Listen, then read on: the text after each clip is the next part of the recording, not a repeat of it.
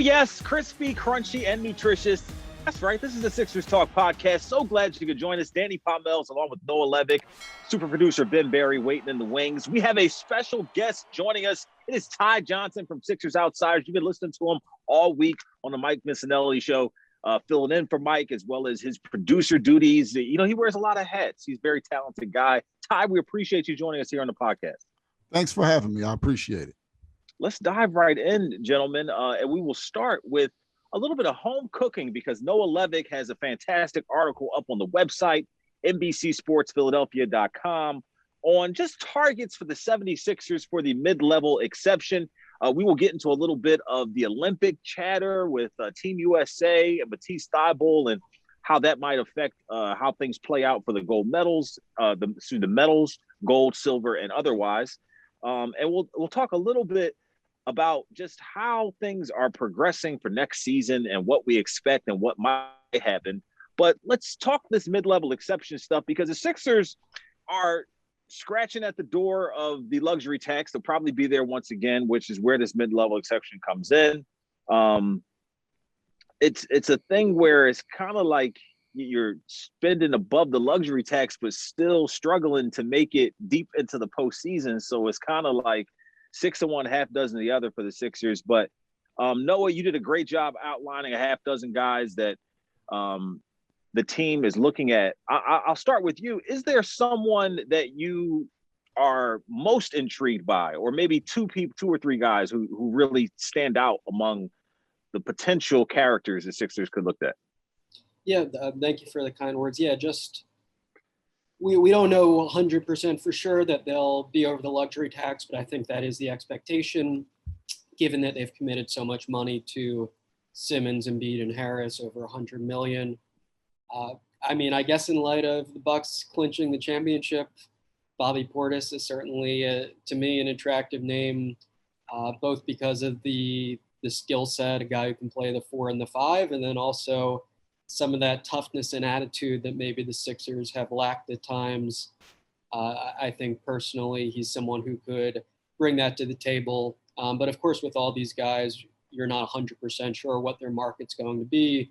With Portis, you'd assume he'd like the idea of returning to Milwaukee potentially. Another interesting name that I included in there was Reggie Bullock, who the New York Times, or New York Post rather, actually reported yesterday has drawn interest from the Sixers in addition to the Celtics and the Lakers.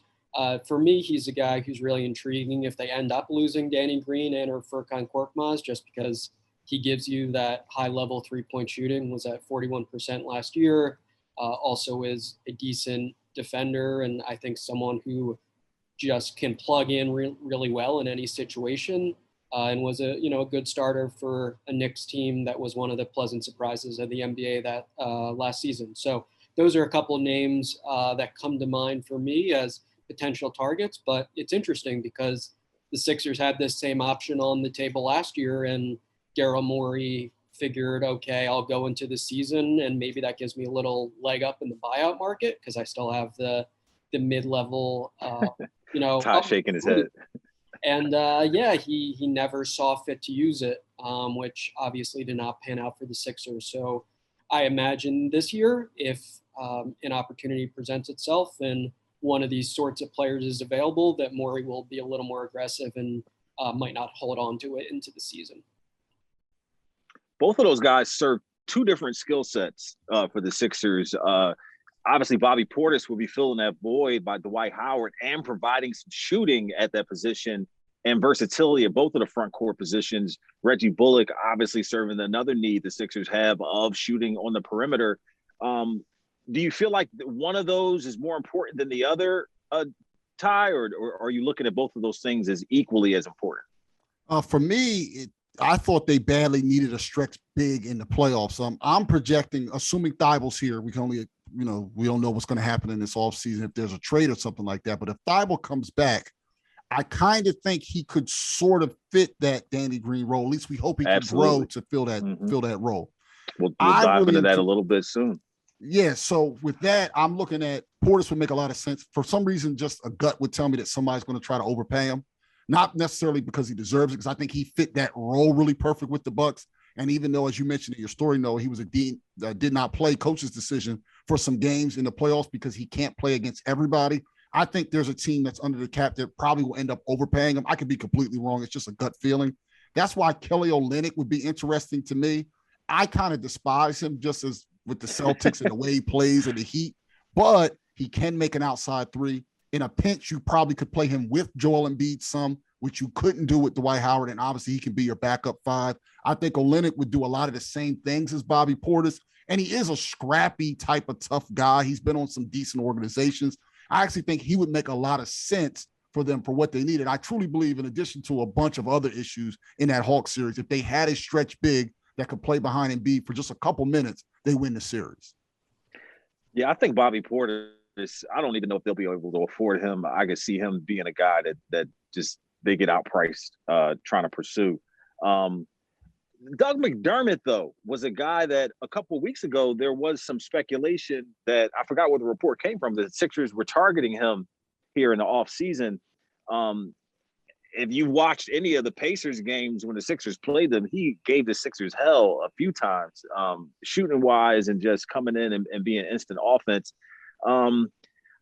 I think Doug McDermott's age is intriguing to me because he's still on this side of 30, and he has an opportunity to maybe grow into just a specific shooter's role that maybe they projected Furkan Korkmaz could be off the bench. But I think the Sixers have a situation where, you got other guys that Noah listed in his article, like Patty Mills.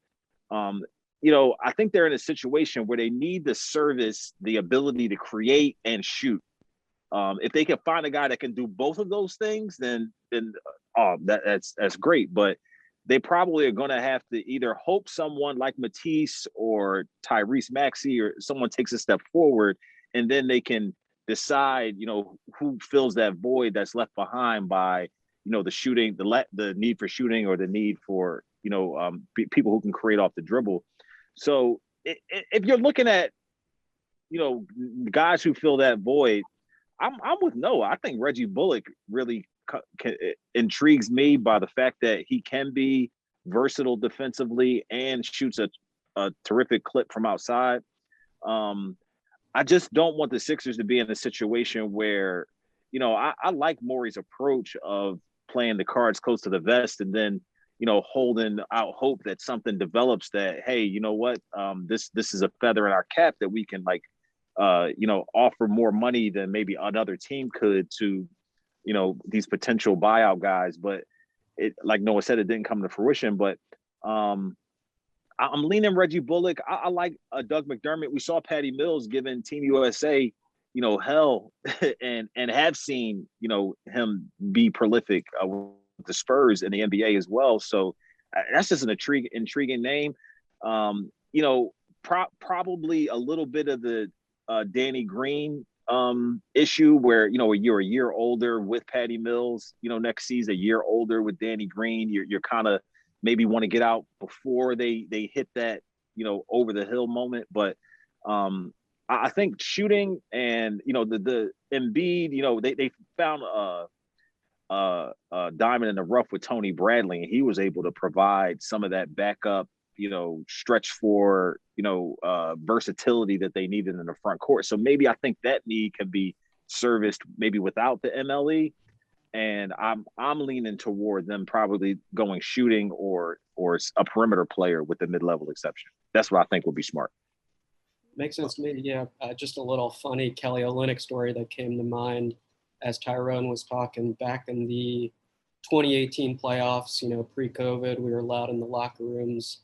Still clearly remember I talked with him a little one-on-one in the locker room before a game, and he looks me dead in the eyes, this random reporter from another city, and says, "Enjoy the game." So I said, I'll do my best, man. Right.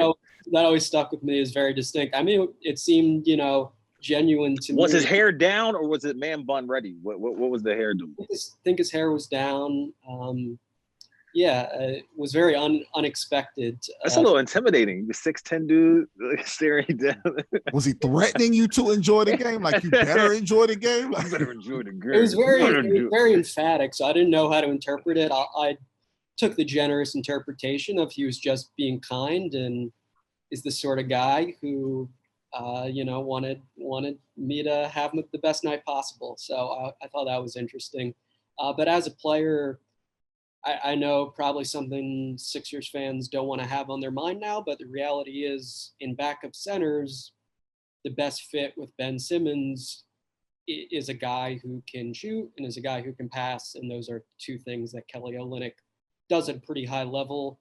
Obviously, there's the concern there that maybe some of the production in Houston is fool's gold because it's coming with the higher usage and on a rebuilding team. But I think the track record on good teams in Boston and Miami indicates he is a good player. And for the taxpayer mid-level, that's probably a decent price. And whether or not Ben Simmons is on the team, it's probably a decent fit. So I agree that, he's a guy who might be worth pursuing here, but it's really tough to tell at this stage how much all of these guys are going to get paid and what exactly the market will look like. I imagine maybe we do see a little more spending this offseason and more quote unquote overpays just because there's now a little more stability from a COVID front. Like, I don't think the league is as concerned about its long-term viability now that there's a widely distributed vaccine. So I'm interested to see how all that plays out.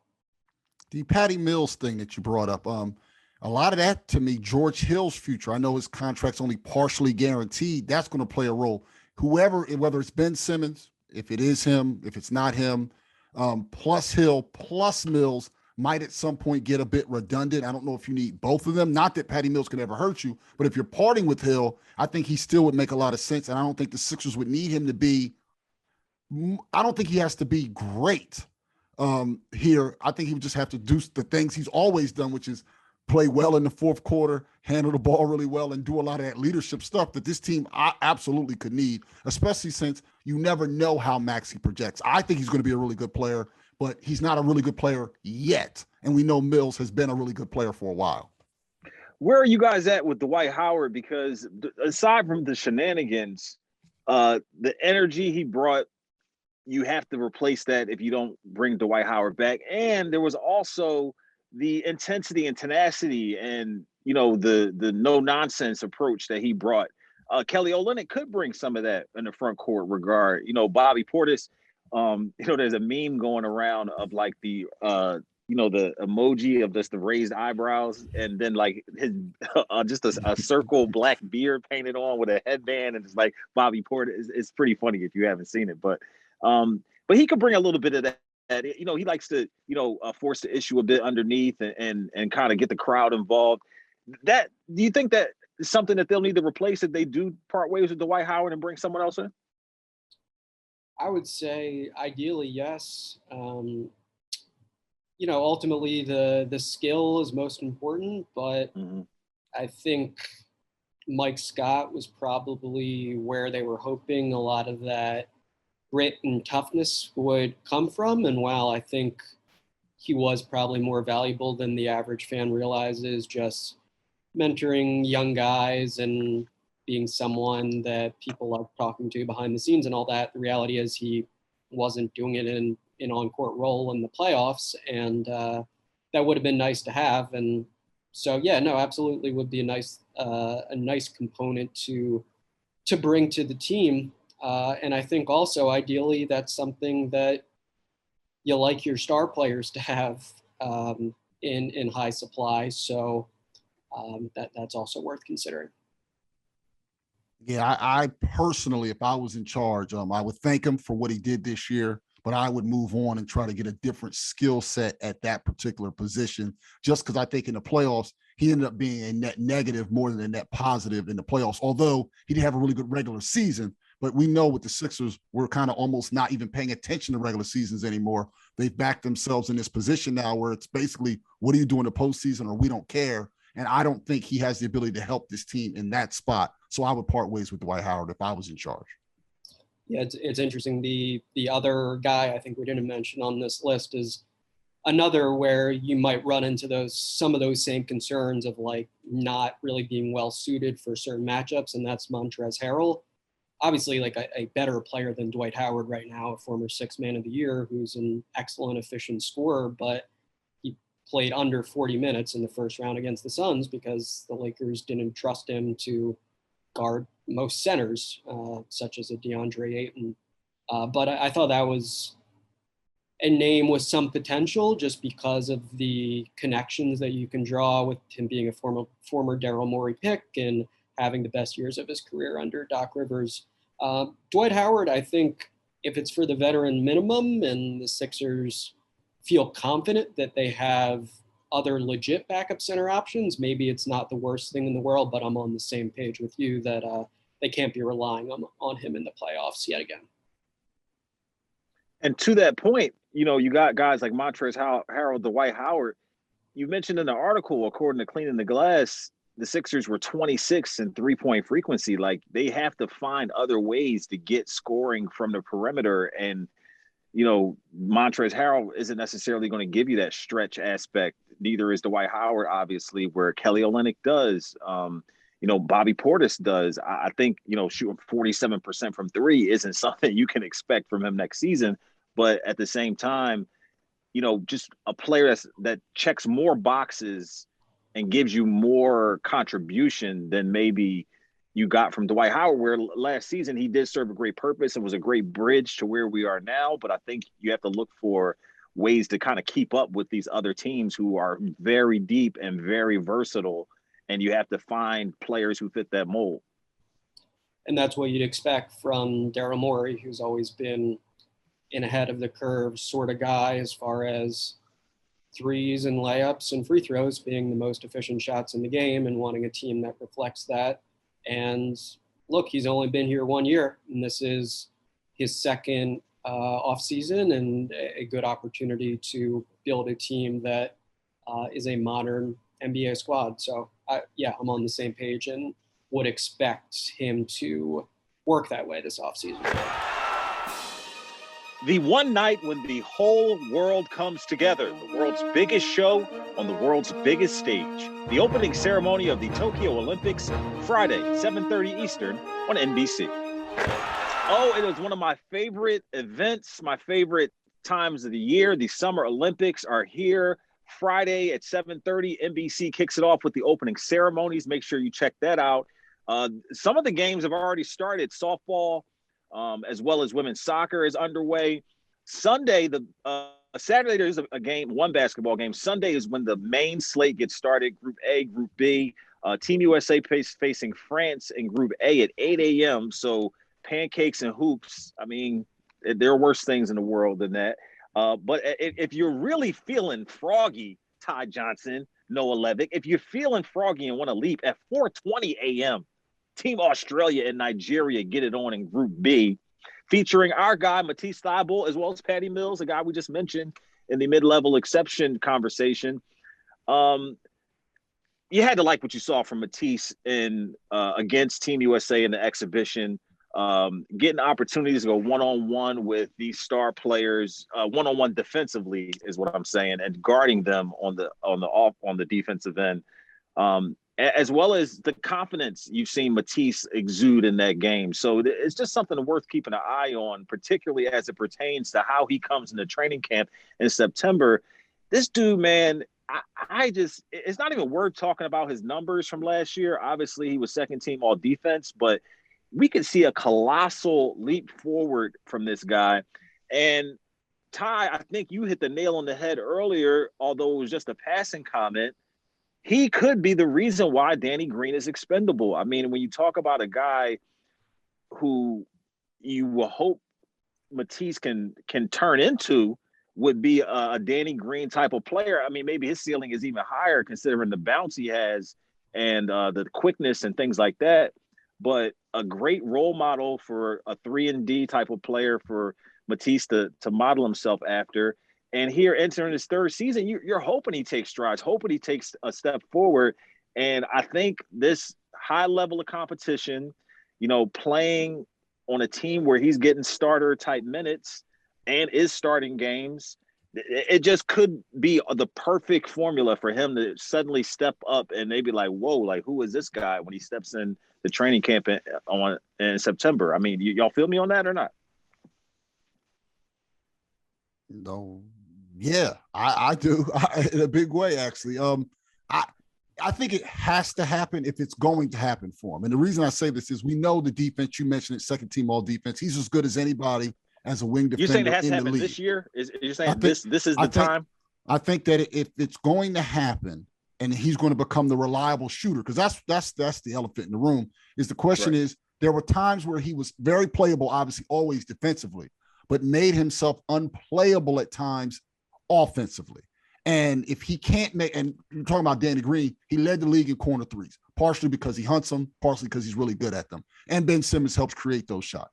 Well, every offense is designed to get those shots. And if you're a player who doesn't really create, and you mentioned in the first segment, the lack of creation on this team, that's not really his bag, and it doesn't need to be. But making shots to be able to play him the minutes that you want to play him is just gigantic. And I think playing in a game, and then people realize a lot of guys have really good seasons after Olympic years because you also have, you mentioned the high level of games, then you're working on the side with different coaches with a different set of eyes, working on different things. If he can just make himself slightly above NBA average from three versus the 30% he shot for a good chunk of the season last year, totally different basketball player. And now you have a guy who can really, you can't take off the floor.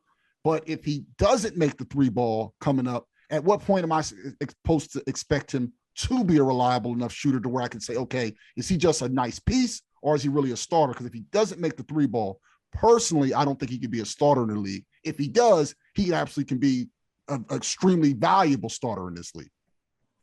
Yeah, no, I'm on the same page. The catch and shoot threes have always been the most important thing for him offensively. I also think we saw little glimpses of development this season with being able to attack an occasional closeout and get to the rim, some high-flying finishes in transition, developing a little bit as a cutter because he was often the guy that teams would double team off, when he was playing alongside Joel Embiid. So I think some of those peripheral skills are also important for him to continue making strides on. But yeah, ultimately is the shot going to be, good enough that he can play starters minutes? I think it's still an open question. I don't think there's anything horribly wrong with his form. I think for him, it often just comes down to rhythm and having his legs under him. Something I even noticed early in his rookie season, like at rookie minicamp. If he has his legs under him, the shot looks really good. If he doesn't, it's unreliable. So I think that's ultimately kind of the key for him. And then just can he be dependable in that role? I think, yeah, it's going to be really interesting. I kind of, heading into this offseason, I'm almost thinking of like Korkmaz and Green as in that same category of your team's wing shooters. And the question is just how much of that are you going to lose? If they lose both of those guys, then I think the burden on Thybulle to make threes becomes even a little bit higher, especially since, as we mentioned, this was a bottom 5 team in three-point frequency. So regardless of how much they bring back in terms of their in-house free agents, who they add, Matisse Thybulle in the three-point shot is a huge storyline heading into next season. And then on top of that, I think the defense we already have seen, we want the three to come along to fit that mold. There's no in-between game. There's nothing. He can dunk an alley-oop, but there's no put it on the floor. There's no floater. There's no pull-up jumper. There's nothing in between the dunking and layups and the three-point shooting. So I think he knows that he has to make strides there, and he knows that there's an opportunity for him as well, considering, the Furkan situation, considering the Danny Green situation. So, if we mentioned it before, but if you haven't been paying attention to his YouTube page, I mean, he does that really well as well. So check that stuff out as he goes through Tokyo. But I think for a kid like Matisse Thybulle, and who he really wants to succeed and really wants to make an impact here and be a difference maker, and kind of be a part of that. But if you got him on the floor with Ben Simmons and God forbid Dwight Howard, like forget about it. Like you're not getting any type of offensive production that you would like from him. But I feel like the way, Ty mentioned working with other coaches and things like that, just being around another set of guys as well. With Patty Mills and Andrew Bogut, just guys who have been around the block and have won championships and, deep playoff runs with Joe Ingles and just people who have experienced the success and aren't in this, petri dish that's Philadelphia and whatnot. Like he gets that experience and develops there and brings that with him to training camp. I think I'm looking for a lot. Noah, you mentioned it's a big, storyline heading this next year, just the 3-point shot. His development period is really intriguing to me. But I want to ask you guys this. Are you okay if he's a throw-in to a Ben Simmons trade in order to facilitate a better player or a better fit here for the Philadelphia 76ers? See, that's tough for me. But to be honest with you, if I'm getting back a superstar, all right, we got to go names. Who outside of Lillard? Outside of Lillard? Well, yeah, Lillard is I pretty much whoever's going to get him is going to have to give up a king's ransom. Yeah. So, I'm not doing it if it's like that Indiana trade where you can get like Karis LeVert and Brogdon and a pick. No, I'm not including him in that trade. Most likely, you wouldn't. I would not. I like Karis LeVert a lot. I like Karis LeVert, a wing scorer. This team badly needs a wing scorer as well. And he can do some of that in-between game stuff that you mentioned, and he also can create on his own. I personally would prefer in that situation, since Brogdon is a point guard, to include Maxey in that trade. If it was up to me, if I'm the GM, and I'll see if they would be okay with it. But that's what I would prefer. I would prefer to only part with him in any star trade if Beal became available. Any star trade, I'm trading any role player I have to trade to get that star player and let Morey figure it out later. I don't want. But your value on Matisse over Maxey is where you're at. Because I think because of the extra year and because I envision a point guard coming back and I can probably live with George Hill if I had to, that's why I would prefer it. I think the wing is where they're thin. That was one of my concerns if they pulled off a Lowry trade where it was rumored Green and Thybulle in it. I think they're thin on the wings.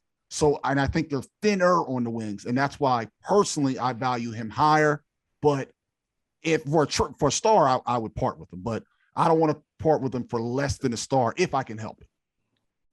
Yeah, you'd assume in a Lillard or likely a Beal trade, both Maxey and Thybulle would be on the move. I think also it's worth considering Simmons and Thybulle were the Sixers' two best defenders on opposing stars this postseason. And for the foreseeable future, Matisse Thybulle as a Sixer will be guarding the Kevin Durant's of the world, will be guarding the Trae Youngs of the world. And that's a pretty significant loss, especially, as you said, Ty, for a team where the entire mindset is how do we win postseason games and how do we finally get beyond the second round.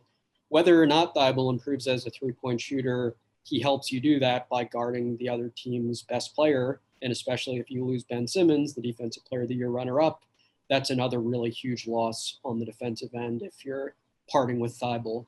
So yeah, you got to draw a line at some point. And you imagine that Thybulle would have to go for someone like a Lillard, but below that, yeah, I'd be really reluctant to part with the defender that's as great as he is at 24 years old. Yeah, man. 8 starts last season for Matisse.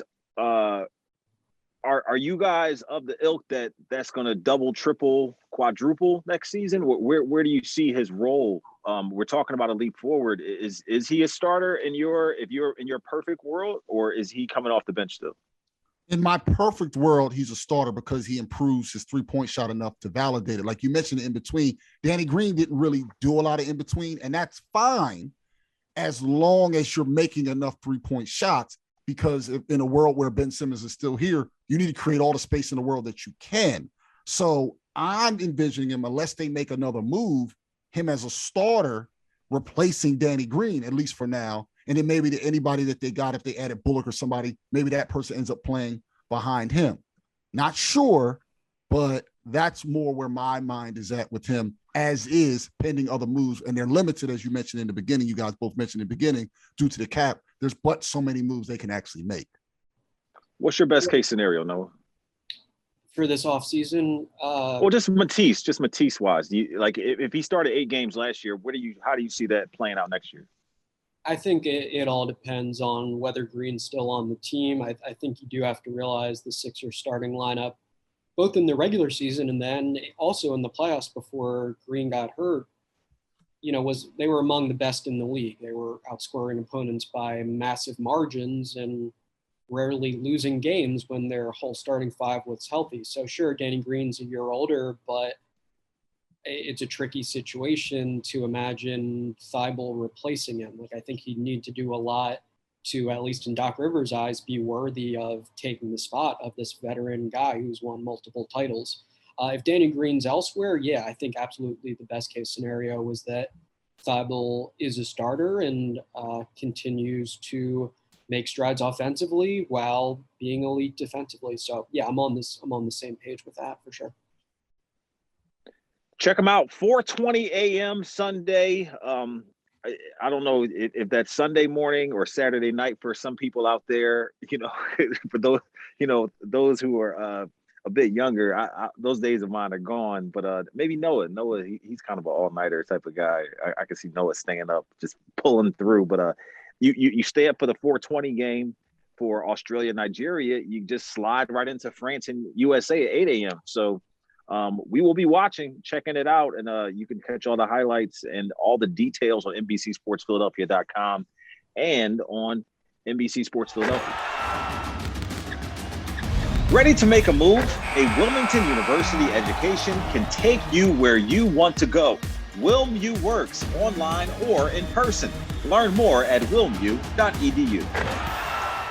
Hey, we got a lot coming up here on the Sixers Talk podcast. Monday, we will be all in with the draft. Of course, that's creeping up on us here on the 29th. We'll be all in on draft talk. We have an expert come in and do a little bit of discussion there. We have free agency coming up first week of August, training camps in September. The season starts in October. A lot going on. We'll be with you every step of the way. I think what we're going to do now is just kind of feel things out from our own perspective on what we think will be ideal for the Sixers this offseason and what we actually expect will happen. So I'll go first, where I kind of touched on it earlier. Ideally, the Sixers will upgrade their perimeter shooting. We mentioned their 26 and 3-point frequency last season, according to Cleaning the Glass. They will improve their shooting and get more guys who can create off the dribble. Now, there's guys out there I like in free agency. I like Will Barton. I like Norman Powell. Will they be able to afford those guys in free agency? Probably not. But those are the type of skill sets I think that the Sixers could use. I expect Ben Simmons to be traded. And let's get that out there, because I don't think that they can come back and start the season with the way they ended it last year and still claim to be trying to improve. Ben doesn't bring the dynamic that they need to compete with the other teams who are vying for the championship in the Eastern Conference. And I think bringing him back would mean that they didn't quite get it done in the offseason.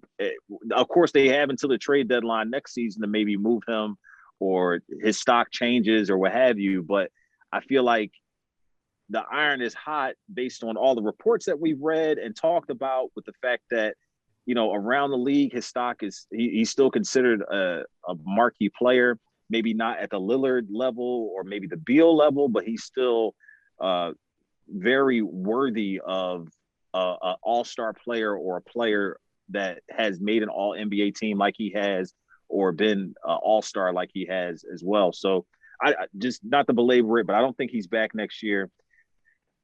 So that would be my ideal offseason. We trade Ben, bring in an all-star caliber guard to improve the team, get more shooters and creators, and then someone to back up Joel. That would be ideal. So you guys can give your ideal, and then we do expectations. Is that how we're going to do it? And then we'll come back. Okay. So ideally, what do you think will happen, Noah? That sounds good. Yeah. I think number one ideal is just simply find a way to get Damian Lillard. Are you all in on that? That is your ideal? You got there. Of course, there's some line, but as we alluded to earlier, I just think the price is going to be too high. Not to interrupt you, I'm sorry, but I just think the price is going to be high. But the Sixers are one of the teams out there that, on paper, have the best chance to land him. Ben Simmons and some good prospects and some picks, and it's hard to imagine another package that would be more enticing. Now, we can get into a little later as to how realistic that is, and sure, it seems that for the time being, what's most probable is Lillard starting next season on the Blazers. As he said himself, that's what he expects to be the case. But as far as ideal, I think that's it. And if you have a team with Damian Lillard and Joel Embiid, you're going to be a very attractive destination for all of the vet minimum, mid-level exception sort of guys out there. And you're going to be an automatic contender with that duo in place. Now, I think kind of going to plan B, what does that look like in a great world for the Sixers? I'm on the same page with you, Danny, if they need to improve the front court depth, and I think that includes both the 4 and 5 spots. Maybe they fill that with just 1 or 2 moves if it's in Kelly Olynyk or Bobby Portis, but can't be just bringing Dwight Howard back and considering that sufficient. I think adding 3-point shooting, adding shot creation, and probably doing that, somewhat via the draft, somewhat via free agency. As we've talked about a little in this podcast before, the recent draft track record is very strong. So in the event that the Sixers do keep the 28th pick, I don't think that's the worst thing in the world. I think there's a chance they add a really high quality player with that pick, just based on the fact that you have gotten players like a Thybulle and a Maxey, in the 20s in recent years. So yeah, big picture for me, I think that would be a very good offseason for the Sixers. And I think this team is a championship contender offseason. Really the only avenue where I would feel confident saying that is one where Damian Lillard becomes a Sixer. And that's where I am. Ideally with me, it's him or bust. And as far as ideal, and in that scenario, after the Olympics, he talks to the general manager, and the general manager says, I don't know what you're talking about. I think this is a championship team. We just had to change coach, and Chauncey's going to solve everything. I hope that in that scenario, that would then anger because he already said on the record that he doesn't think they're just a coach away. So they don't make enough moves. And he says, you know what? I want out. And that means I want to go to the East, because he knows how hard it is to win in the West. And now once you say I want to go to the East, it all of a sudden the suitors shrink by a wide margin. He then comes here in exchange for Ben Simmons, Maxey, and 3 first-round picks. And that would be the trade. And now you plug him in. You were able to keep Thybulle. Talking about ideal. You're able to keep Thybulle. And then what you do is there's a player out there who's a free agent who's hurt in Oladipo. He sees Dame plus Embiid and thinks, I'm going to take a 1-year prove I'm healthy deal. And he signs with the Sixers for the mid-level, and you get Oladipo instead of somebody else. And that's the ideal for me. You end up with a guy on a prove it, you get Dame, and then you can win a title. And this will be the first time Joel Embiid will actually play with a point guard who makes him better offensively and not worse. And then, scenario. And then the other thing is internal improvement. In that scenario, I would like to see one of either B-Ball Paul or Isaiah Joe really jump out. I think that they have intriguing players. We don't know when they'll be ready, but they're both intriguing. In a scenario where you have really, really good players around them, and you would obviously with Damian Lillard and Joel Embiid, one of those 2 guys takes a quantum leap. And we've seen it with Van Fleet and other guys. It's not impossible. And that's another thing that would be ideal. Great internal improvement from one or both of those guys. And I think it's not crazy to think one of them could make a big jump in year 2. Man, that's well said. I'm both of you guys went Lillard with the ideal. I I just, in my head, I just cannot see it happening. But that is a difference between ideal and expectations. So Ty, I'm going to ask you to double down and give us your expectations of what you really think will happen next season. So we'll kind of do a snake here. We'll start with you, Noah, and then go back to me. Expectations, I think it'll end up being closer to like that Pacers type of deal. I think they probably come to the realization that you probably can't bring Ben Simmons back, and the fans just won't allow it. And it might not be. Would you take McCollum McCollum? Would you take McCollum straight up? Yeah, I wouldn't hate that trade. He has a certain skill set. I think that it's going to be a lesser trade, but I think they recognize that Ben Simmons can't come back. And also, I don't think Ben Simmons, judging from his offseason behavior, quite understands the city of Philadelphia somehow yet. And I think that's another thing that would contribute to him just not being able to come back, because I don't think he recognizes just how upset most Philadelphians are and how tough it would be for him to return the same. Like, I don't know if he really understands that. And that's another reason where they might have to decide for him that you just can't do it. It's a lesser trade like McCollum. And then they probably get a decent mid-level exception guy. It could be Bullock. If you trade straight up from McCollum, you keep Matisse and Maxey. So right. And you add another mid-level replacement guy, and you're different next year. And you may have a better fit as far as a better chance due to a better fit around your best player, but you're not going to win a title. And I think that's unfortunately the most realistic. We enter the season knowing once again they'll be maybe a top 3 seed in the East, but no real chance of winning a ring entering the season, pending another deal by Morey. Yeah, it's tough to know for sure now, but it does seem probably more likely than not that Ben Simmons is on the move. I definitely don't think that is a guarantee by any means, but yeah, it seems like that's the path we're going down. We've talked on this podcast about how if it's not a star trade, it seems likely that takes the form of a 3-team deal potentially, and wouldn't be shocking to me if that takes place on draft night, especially in light of how active Daryl Morey was on draft night last year. I think he gets in a flow and he's riffing, as he says, and he's just making calls and making franchise-altering moves, and wouldn't be a shock to me at all if the Ben Simmons trade does go down here in exactly a week. And then outside of Simmons, my expectations are that the moves are heavily centered around shooting. That's Daryl Morey's MO.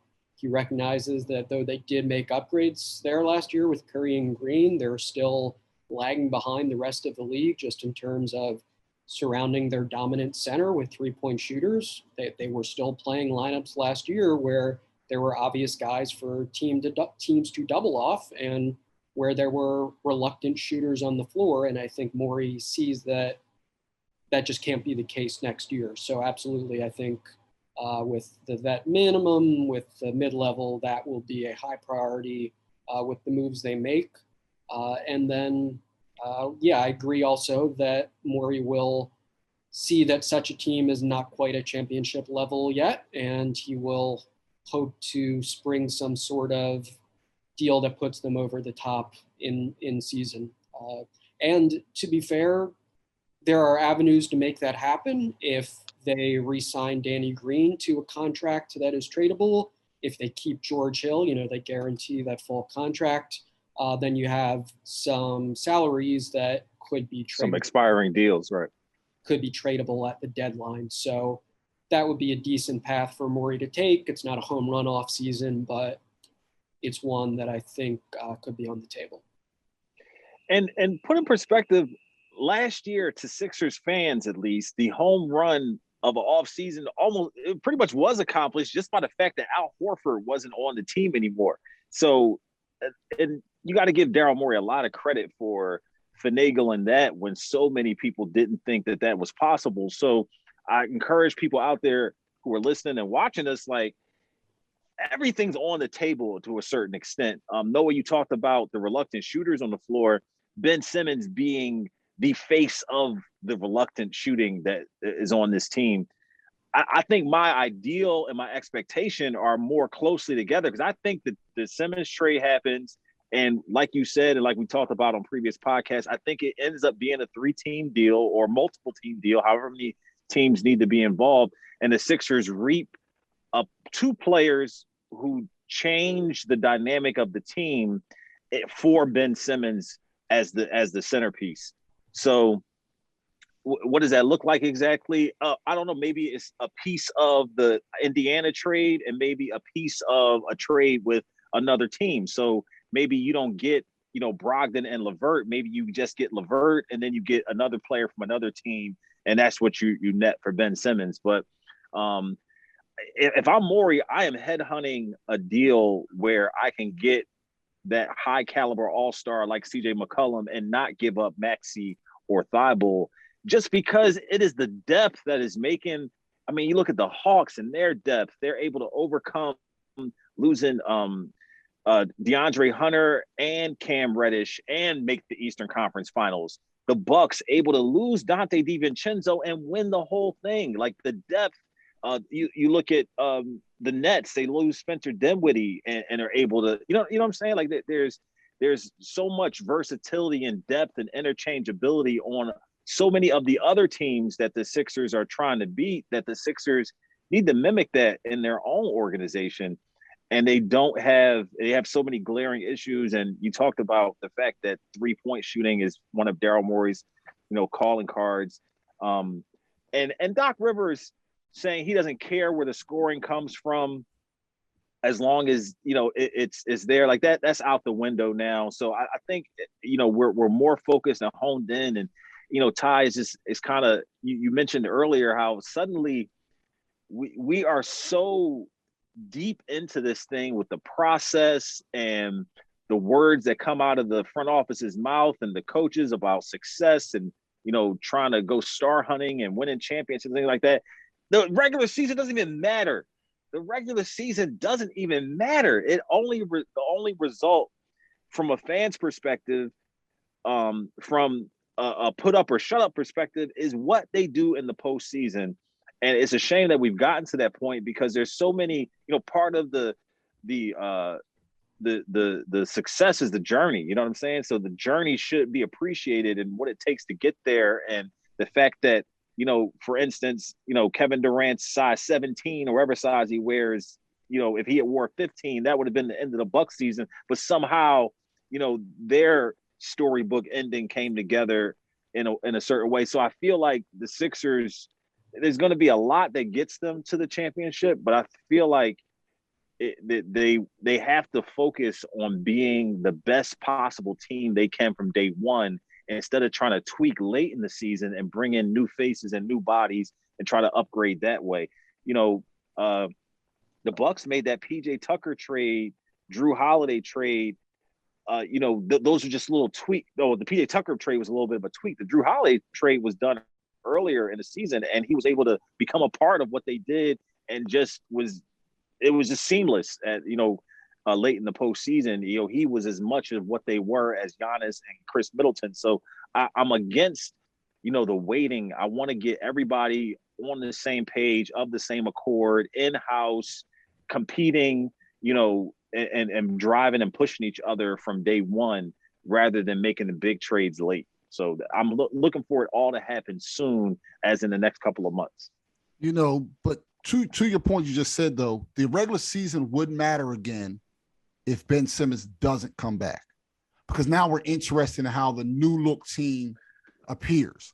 It's only if Ben Simmons returns where we say, you know what, we know he's good enough, because we know he's good enough. That's why I think he can't come back. You can't do that. Like, you can't expect what definition of insanity, right? Throwing the same thing out there, expecting different results. So I didn't mean to cut you off, but that's the big thing. So I'm very intrigued by it. I do wonder, though, there is a trade that you would not accept for Ben Simmons. Like, obviously, you wouldn't make any trade, and I'm very interested in what his value truly is. Obviously, it's higher outside of Philadelphia than it is in Philadelphia. We're looking at the bottom barrel. Many fans look at him like he's a bum. We know he's not a bum, but I am interested in just what they could get. And we're not going to know, obviously, until the trade comes. Like, what do people in Cleveland, what do people in Indiana, what do people in Portland, what do people in Phoenix, what do other teams truly think about Ben Simmons right now? They have to have a higher opinion. But everything changes if he's gone. And then finally, we can't understate, Embiid took the leap that we were praying Simmons would. And when Simmons was anointed like the transcendent player in the next one, we thought it would be him that would be second in the MVP. Embiid took the leap, and Ben didn't leap with him. And Doc didn't leap with him either, if we're being honest, in the postseason. Maybe somebody can just take that leap with them after a trade. They get a player who maybe he's not a star right now. Maybe he is a lesser, but he's able to take that leap with Embiid, because it's just a shame to waste years like this.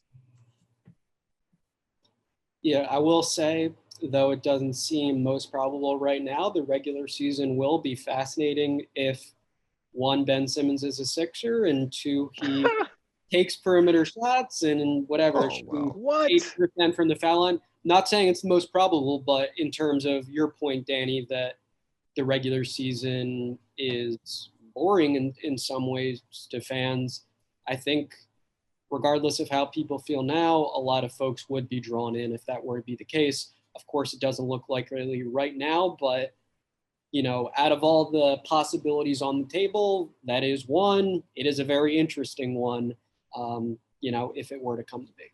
I think that's to Ty's point, though. I don't think he even gets it enough to be that guy. My reaction just now, hearing you say that, imagine if he actually was doing it. If he went out there and suddenly was just attempting and shooting and being aggressive, like even that in and of itself would change the entire dynamic around him, right? I see you nodding your head, Ty. Like, I don't think he gets it. I don't think he gets it. And it's just, I just don't personally think he fully understands how bad it's gotten. But in a scenario that Noah just laid out, where because of a lack of ability to make the trade that they want to make, they do bring him back. And if he was to actually come back different, well, first of all, both of our heads would explode. But then it would be very intriguing to watch him every night, because it's like, whoa. And we forget that as a rookie, I looked it up, he took more than a jumper per game, like 1.3 jumpers per game. And we thought that it would go 1.3, 2.3, and by now he'd be like a normal player.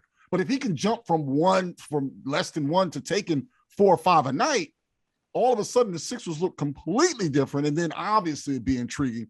I more meant the Ben Simmons that we've seen playing good defense. We know what he's good at. Him doing that again, I don't know if I can survive it another season with the same Ben Simmons. Yeah, no, Tyrone, that expressed my point very well, that in this world where we're sitting back a week from the offseason and imagining everything that can be, I just think that is at least one thing that is very intriguing to consider, if not something that you put very high odds on happening. That's all that I was meaning to say. But of course, yeah, the home run is Damian Lillard, and again, doesn't seem the most probable outcome, but it's going to be really fascinating to track how that all plays out with him and his saga this offseason and perhaps in years to come.